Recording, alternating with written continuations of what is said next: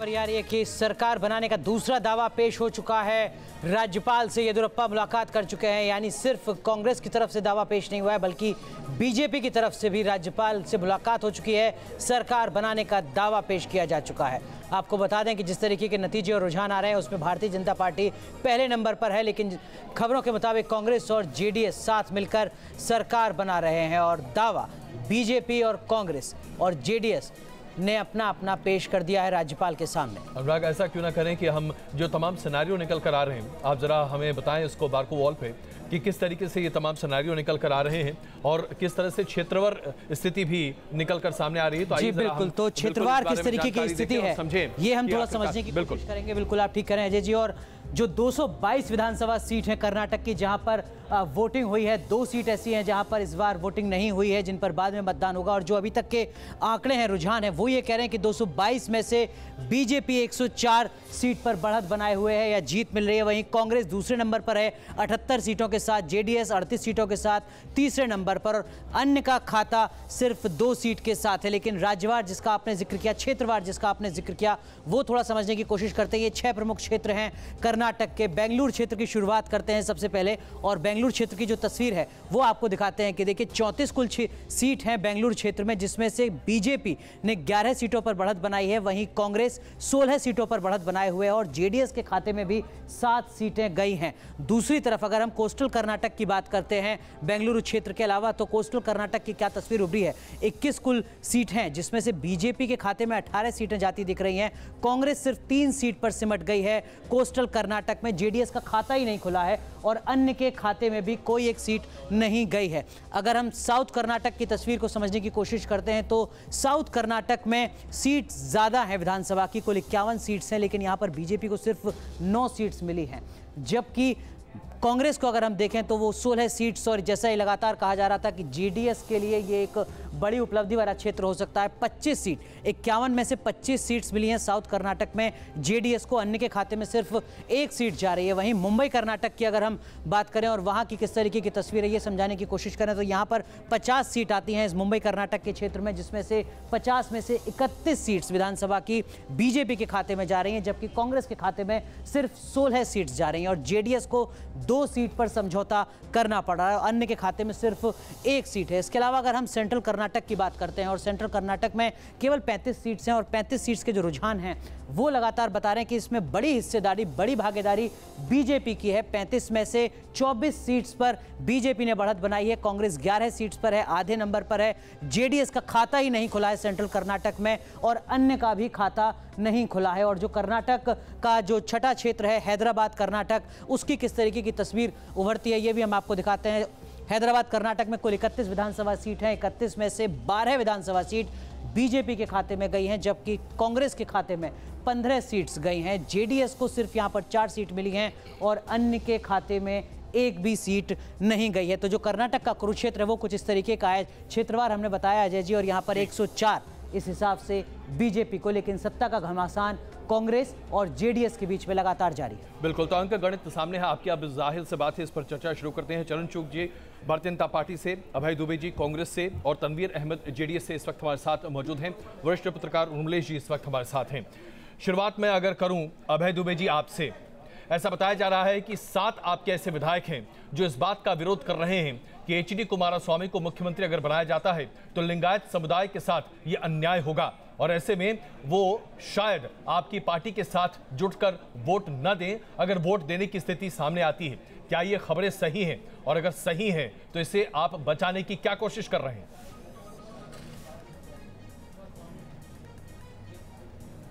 देखिए, भारतीय जनता पार्टी प्रायोजित दुष्प्रचार मात्र है, ऐसा कोई इंसिडेंस नहीं है। चूंकि बीजेपी हर संभव कोशिश करती है, आप देखिए क्या किया गोवा में उन्होंने और आज क्या बात करते हैं। जब गोवा का सिंगल लार्जेस्ट पार्टी को बुलाने का हमारा क्लेम था तो अरुण जेटली साहब कहते थे कि नहीं, गवर्नर कॉन्स्टिट्यूशनली राइट है, वो लार्जेस्ट कोलेशन को बुलाना चाहिए, वो चाहे पोस्ट पोल अलायंस क्यों ना हो। मगर आज ये बात कर रही भारतीय जनता पार्टी कि वो सिंगल लार्जेस्ट है इसलिए उनको बुलाना चाहिए, और ये बहुत सारी थ्योरियां वो फ्लोट करने वाले हैं अभी, ताकि ये कोशिश की जाए कि यहाँ से हम दोनों का जो कलेक्टिव एफर्ट्स हैं उसको कैसे भी डेंट करें। लेकिन ये तो आप मानेंगे कि ये पूरी तरीके से राज्यपाल के विवेक पर निर्भर करता है जी। भारतीय जनता पार्टी की अपेक्षा नहीं तो अभय दुबे जी, आपको लग रहा है कि आपका गठजोड़ जो है वो जरा कमजोर पड़ सकता है और इसमें तीसरा व्यक्ति कुछ इसमें गड़बड़ झाला कर सकता है,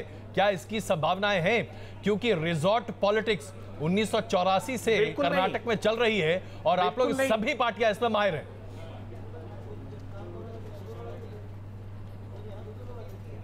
देखिए, आप गोवा का अगर उदाहरण लें तो गवर्नर का स्टेटमेंट क्या दर्शाता है। वो गवर्नर कह रहे थे उस समय कि हमने फाइनेंस मिनिस्टर से राय ली और उस राय के आधार पर, मतलब वो गवर्नर की अपेक्षा एक भारतीय जनता पार्टी के नेता की तरह उम्मीद नहीं थी। चलिए वहां पर हम गवर्नर के विवेक पर अभी चर्चा नहीं कर पा रहे, लेकिन जो खबर थी वो मैंने आपसे समझने की कोशिश की।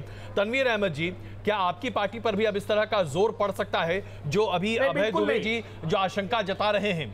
क्या आपके विधायकों पर भी भारतीय जनता पार्टी डोरे डाल सकती है? क्या इसके लिए आप तैयार हैं?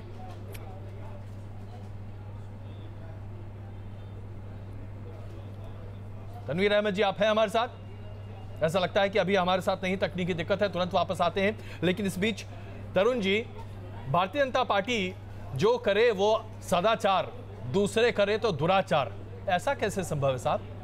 जो आपके लिए गोवा में सही था वो ठीक, कर्नाटक आते वो विपरीत, ऐसा क्यों? ऐसा नहीं है, ऐसा है दुबे जी को शायद पता नहीं है कि कांग्रेस ने वहां गवर्नर के पास सरकार बनाने का दावा ही नहीं पेश किया, और जब पार्टी ने और जिस गठबंधन ने दावा पेश किया उसी को गवर्नर ने बुलाया, क्योंकि कांग्रेस सोच विचार में पड़ गई, हमें दावा पेश करना है कि नहीं पेश करना है, और अब अपनी गलती का ठीकरा बड़ी बड़ी बातें कर कर गोवा में अभी वो भाजपा पर गोवा में गवर्नर ने अपॉइंटमेंट ही नहीं दिया। अरे भाई साहब, आप इस युग में कलयुग, इस युग में आप सतयुग की बात कर रहे हैं। आपने, अरे भाई साहब, आपने ये टीवी चैनल, सोशल मीडिया किसी के ऊपर बताया कि आप मुझे बताया नहीं? अच्छा चलिए, आप गए ही नहीं, आपने एक मतदाता नहीं किसको मुख्यमंत्री बनाया जाए। भारत के संविधान के कौन से, और अभी आप ये नैतिकता कांग्रेस के मुंह से अच्छी नहीं लगती, आवेदन देना होता है। भारत के संविधान के अंदर आप बिल्कुल कॉन्स्टिट्यूशनल, अरे भाई साहब, हर गठबंधन हो या पार्टी हो, उसका कौन नेता होगा, और नेता जाके वहां अपना पक्ष रखेगा सरकार बनाने के लिए। एप्लीकेशन नहीं देना होती गवर्नर को। अच्छा तरुण जी, गवर्नर के पास गवर्नर के पास भाई साहब आपके पास बहुमत है। मैं क्षमा चाहता हूं, जरा बीच में मुझे भी बोलने की अनुमति दे दें आप दोनों। तरुण जी, ये बताइए कि गोवा के पहले वाकई में ये परिपाटी किसी को इसका अंदाजा नहीं था कि सबसे बड़ी पार्टी को बुलाने का अधिकार राज्यपाल का होता है, लेकिन जाकर अपना अधिकार क्लेम करना पड़ता है, ये गोवा में समझ में आया। अब जबकि ये अधिकार सामने आ चुका है और अब जबकि कांग्रेस और जेडीएस मिलकर ये काम कर रहे हैं, तो फिर आपको तकलीफ तो नहीं होनी चाहिए, क्यों हो रही है? भाई साहब, मैं आप तो बहुत सीनियर पत्रकार हैं। हर पार्टी को अपना नेता चुनना और उस नेता के माध्यम से सरकार बनाने का दावा करना जी। सरकार हमेशा सीधा रमैया की कांग्रेस की सरकार, येदियुरप्पा जी की भाजपा की सरकार, इस नाते सरकार को आमंत्रण मिलता है और गवर्नर के पास जाके आपको अपना गणित, चलिए तो यहाँ चीजें बतानी होती है। यहाँ पर तो ये बात कांग्रेस फेल रही और वहाँ वो गवर्नर के पास ही नहीं जा सकी। नहीं, हम गोवा की बात आज क्यों कर रहे हैं? हम तो कर्नाटक की बात कर रहे हैं ना। यहाँ पर दोनों पार्टियों ने तरुण जी, हम तो कर्नाटक की बात कर रहे हैं। अभी तक तो ये बात स्पष्ट हो गई कि दोनों पक्षों ने जाकर अपना क्लेम सामने रख दिया। तरुण जी, मैंने गोवा की बात नहीं छेड़ी, इन्होंने छेड़ी। अब छोड़ दीजिए ना, मैं तो आज की बात कर रहा हूँ। वो तो बीती बात गई, अब आज की बात कीजिए। आज दोनों राजनीतिक पक्षों ने, तरुण जी, बड़ी पार्टी है उसको बुलाना चाहिए। तरुण जी, आज दोनों राजनीतिक पक्षों ने अपना अपना दावा पेश कर दिया है, दोनों दलों ने पेश कर दिया है। एक के पास पूर्ण बहुमत है, एक के पास बहुमत पूरा नहीं है। अब आप बताइए क्या होना चाहिए?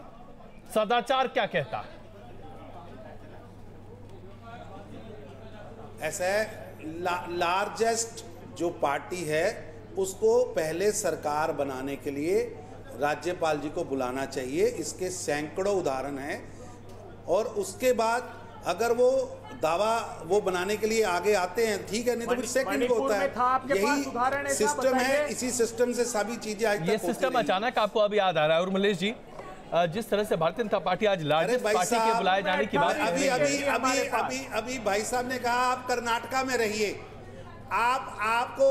आपको ये सोचना चाहिए कि आप अगर 78 सीटें जीत के आए हैं ना जी, हेलो भाई साहब, अब हमें भी बोलने दीजिए। उर्मिलेश जी की बात जरा सुन लीजिए तरुण जी, जरा उर्मिलेश जी की बात सुन लीजिए। 142 सीटों पर जनता दल के सामने लड़के है तरुण जी, आपकी उम्मीद है कि सबसे बड़ी पार्टी होने के नाते आपको सरकार बनाने का मौका दिया जाना चाहिए, लेकिन ये तो राज्यपाल के विवेक पर है कि वो सबसे बड़ी पार्टी को बुलाते हैं या सबसे बड़े गठबंधन को सामने बनाते हैं। जो भी ज्यादा स्थिर सरकार दे सके उसे राज्यपाल आमंत्रित कर सकते हैं सरकार बनाने के लिए। यही वैधानिक है ना जी? हाँ, परंपरा भी यही है, परंपरा भी यही है।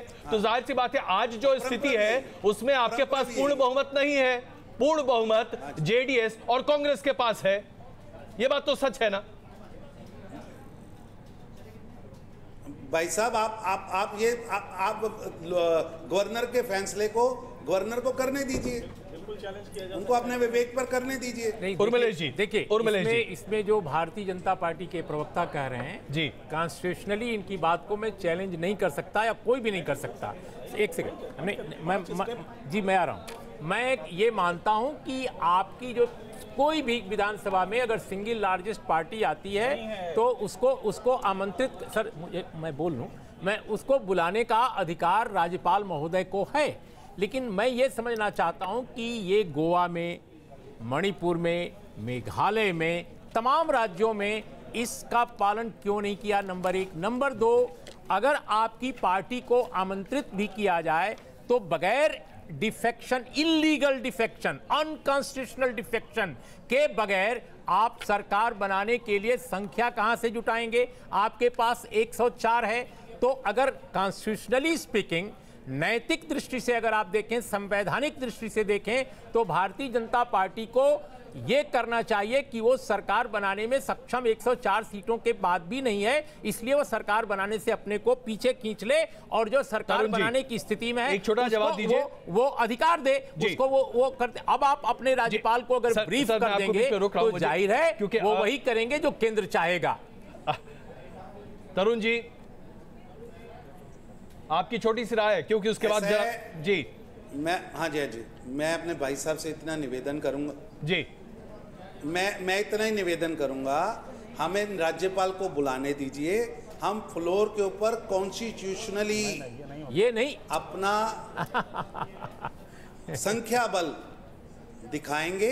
चलिए, यानी कि आप अभी भी इसी बात पर लगे हुए हैं कि सबसे बड़ी पार्टी है इसलिए आपको बुलाना चाहिए। बैजू नारायण जी हमारे साथ, आप एंटी डिफेक्शन लॉ को मैनिपुलेट करना चाहते हैं, जेडीएस आप कानून का राइट है जी। चलिए, जेडीएस की भी 2 तिहाई तोड़ देंगे, एंटी डिफेक्शन लागू ही आप भाई साहब, आप लोकतंत्र में विधानसभा के अंदर फैसला होना है, किसी चैनल के ऊपर नहीं, बिल्कुल विधानसभा में ही फैसला होना चाहिए।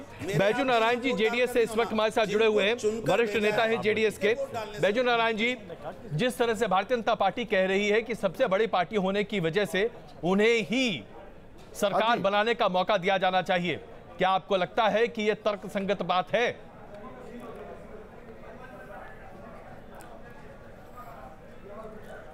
सर जी, ये जो है साउथ इंडिया, कर्नाटक में आप ये जो बीजेपी कर रही है, ये नहीं चलने वाली है। ये हॉर्स ट्रेडिंग करना चाहती है कर्नाटक के अंदर, कर्नाटक के अंदर नहीं होगा। ये नॉर्थ इंडिया नहीं है सर, साउथ इंडिया है। जो जनता ने वोट किया है ना, वो लिटरेसी लेवल ज्यादा है हमारे स्टेट में, पढ़ा लिखा लोग ज्यादा है। इसका जवाब वो लोग खुद अगले इलेक्शन ऐसा लग रहा है कुछ तकनीकी दे देंगे जी। तो यानी कि आप सीधे तौर पर कह रहे हैं कि भारतीय जनता पार्टी खरीद फरोख्त करेगी। कुमार जी और जो येडियुरप्पा तरुण जी, वो खाली वो नाटक कर रहे हैं, 1 हफ्ता टाइम मांग रहे हैं और ट्रेडिंग के लिए कर रहे हैं, हमारे यहाँ नहीं चलने वाला। तरुण जी, आप क्यों लोगों को खरीदना चाहते हैं और वो भी पैसे देकर? सर छेड़खानी। अजय जी, जी मैं आ रहा हूँ अभय जी आपके पास। हम बिल्कुल नहीं खरीदना चाहते, हम फ्लोर पर अपना बहुमत साबित करेंगे। तो कैसे साबित करेंगे? रॉकेट साइंस नहीं है समझाना, बता दीजिए आप। 112 चाहिए, आपके पास 104 है, कहां से आप लाएंगे बाकी 8 के सामने लड़के 8 सीट आप कहां से लाएंगे संवैधानिक तरीके से? बता दीजिए ना चुप साहब, बताइए ना। 78 कांग्रेस के पास है, कहां से लाएगी बाकी? अरे आप तो बताइए, उनके साथ जेडीएस खड़ी है। 78 आप 8 विधायक कहां से लाएंगे? चुप साहब बताइए जरा नैतिकता के आधार पर। मत बनाइए। 78 कांग्रेस के पास हैं। अरे आप 78 का सवाल कर रहे हैं, 8 का जवाब तो दीजिए चुप साहब। कहां से लाएंगे 8? अच्छा तरुण जी मैंने आप ये सवाल सबसे पहले आपसे पूछा था, आप करे सदाचार, दूसरा करे अत्याचार। भाई आप ये क्यों मानते हैं कि आप फ्लोर ऑफ द हाउस पर ही जाके प्रूफ करेंगे? 104 क्या अचानक फ्लोर ऑफ द हाउस पर 112 हो जाएगा? कहां से हो जाएगा? भाई साहब फ्लोर ऑफ द हाउस मेरे को बहुमत लाना है। नहीं और अनकॉन्स्टिट्यूशनल डिफेक्शन के बगैर आप तो कैसे मैनेज करेंगे? नहीं सुनिए हाँ अभी आप बता रहे थे, आपके चैनल पे बता रहे थे कि कांग्रेस का एक बहुत बड़ा वर्ग है जो जेडीयू को अपना नेता मानने को तैयार नहीं है। मैंने ये नहीं बताया, मैंने कहा ये अफवाहें चल रही हैं। भाई वो कांग्रेस वाले कह रहे हैं कि आप लोगों ने ये अफवाह उड़ाई है। 78 में से 7 है केवल, एंटी डिफेक्शन लागू होता है उन पर। अच्छा सुनिए भाई तरुण जी, आप तो फंस गए यहाँ। तरुण जी अगर आप 7 विधायक कांग्रेस के तोड़ भी लेते हैं तो आप बताइए आप उनको क्या नैतिकता के आधार पर तोड़ेंगे या पैसे देंगे? कितने में खरीदेंगे? 20-25 करोड़ में एक विधायक खरीदेंगे? मेंबर नहीं रहेंगे। और अगर वो मेंबर नहीं रहेंगे नहीं भाई साहब, तो आप नहीं तोड़ेंगे तो सरकार बनाएंगे कैसे? सरकार बनाएंगे कैसे ये बताइए तरुण जी। आप तो हाँ मैं बताता हूँ जी। हाँ बताइए, बताइए। ऐसा है फ्लोर ऑफ द हाउस मेरे को वहां बहुमत दिखाना है। अरे कैसे दिखाएंगे? इकट्ठे नहीं रहेंगे, ये इकट्ठे नहीं रहेंगे, फ्लोर पे जाने दीजिए। हाँ। ये हमारी अब ये आप लगातार इस बात को कहते रहेंगे, विपक्ष कहेगा कि देखिए साहब बीजेपी से आप ये भी उम्मीद कर सकते हैं कि 2 विधायक हों तो भी वो सरकार बना ले। आप तार्किक रूप से समझाइए ना चुक साहब। 8 घंटे 104 के 112 कैसे होंगे? आपके पास जवाब नहीं है। जाहिर सी बात है, बिल्कुल जवाब नहीं है। बाद भी लड़ रहे हैं, आपके पास इस बात का जवाब नहीं है। अभय जी सबसे बड़ा सवाल ये है, सुनिए ना जवाब। बिल्कुल तरुण जी, तरुण जी इसमें कोई शक नहीं है कि आप जो भाषा बोल रहे हैं उस भाषा का इस्तेमाल, मैं जरा आपकी याददाश्त तेज कर दूं, आप लोगों ने झारखंड में उस भाषा का बहुत अच्छा इस्तेमाल किया। रिजॉर्ट पॉलिटिक्स याद है आपको? आपने अपने विधायकों को किस किस तरह से कहां पर जोड़कर रखा, हम सब जानते हैं, इतिहास में सब दर्ज है, भूलिए मत उसे। अभय जी अब सवाल ये उठता है कि आप अपने विधायकों को कैसे बचाएंगे? भारतीय जनता पार्टी ने तो तय कर लिया है कि फ्लोर ऑफ द हाउस पर ही वो बताएगी कि क्या होना है, चित या हार या जीत। अभय जी देखिए अजय जी, पहली अपेक्षा तो हमारी गवर्नर से यह है कि हम मानते हैं कि ये गवर्नर वो नहीं है जो वजूभाई वाला जिन्होंने मोदी जी के लिए अपनी सीट खाली की थी, बीजेपी के नेता नहीं है। ये अब राज्यपाल हैं और हमको ये नहीं भूलना चाहिए कि किस प्रकार मोदी सरकार ने उत्तराखंड में एप्रोप्रिएशन बिल हाउस में पास हुआ कि नहीं हुआ, ये डिसाइड मोदी जी की कैबिनेट ने किया, जिसको सुप्रीम कोर्ट ने क्वेश किया और ये कहा कि ये कैसा उदाहरण प्रस्तुत कर रहे हैं कि कोई हाउस जिसको उसका प्रिविलेज है उसमें एप्रोप्रिएशन पास हुआ कि नहीं कैबिनेट में। तो मोदी सरकार किसी भी हद तक जा सकती है, इसीलिए हम अब ये अपेक्षा करते हैं वो तेलंगाना बिल पर आप पर भी लागू होती है। दिख रहा है जो पोस्ट पोल कोalition है जिसके पास जी कहिए, आप अपनी बात कहिए। तो यानी आपको आशंका है कि भारतीय जनता पार्टी यन प्रकैन किसी भी तरीके से सरकार बनाएगी। हम यहाँ पर रुक रहे हैं कुछ क्षणों के लिए, मुझे क्षमा कर दें आप सब, हम तुरंत वापस आते हैं, चर्चा एक बार फिर शुरू करेंगे। और सिंह साहब हम आपसे समझना चाहेंगे कि अगर इस तरह की यन प्रकैन की सरकार कर्नाटक में बीजेपी बनाती है तो क्या बीजेपी की क्रेडिबिलिटी बनी रहेगी?